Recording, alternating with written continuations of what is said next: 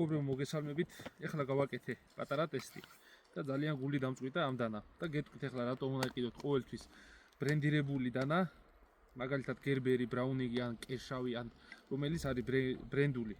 ჩინურები არის, მაგრამ გეტყვით რომ აუცილებლად უნდა იყოს ბრენდული. აი ეს დანაც ძალიან მომეწონა, ნაჭირსასადები აქვს. ვიზუალურად არის ძალიან ლამაზი, გრავირებით. რა უბრალო ძალიან მარტივ ტესტზე პირი გაუფუჭდა. არ დაბლაგებია, უბრალოდ პირი დაეღუნა. აი უბრალოდ აი ასეთი მარტივი ტესტი გავუკეთე და პირი დაიღუნა. აი ამ ადგილზე არის გაღუნული. ვიდეოს შეიძლება არ გამოჩნდეს, მაგრამ არის პირი არის დაღუნული, ძალიან გული დამწყვიტა. ხელში ძალიან კომფორტულია. გერბერი, აი ამ დანით ვიდეოების დევს, აგურის დამტრეული მაქვს.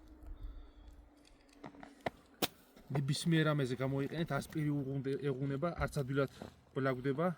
უბლაგებელიდან არც ერთი არ არის, მაგრამ მარტივად არ ბლაგდება. ეს გერბერის დანები მაქვს შავფერში, გრებულება არის 50 ლარი.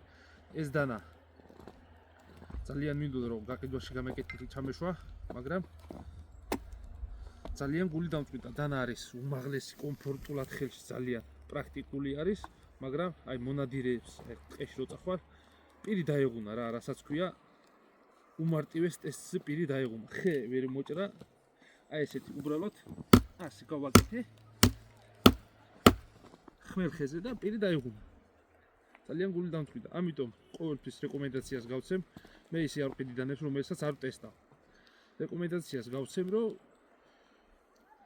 ბრენდირებული, აი მაგალითად გერბერი, ვიცით რომ გეუბნებით რომ არის ჩინეთის წარმოება, უმაღლესი ხარისხი, ესეც ჩინეთის არის, მაგრამ ამას არც სახელი აქვს, არც არაფერი.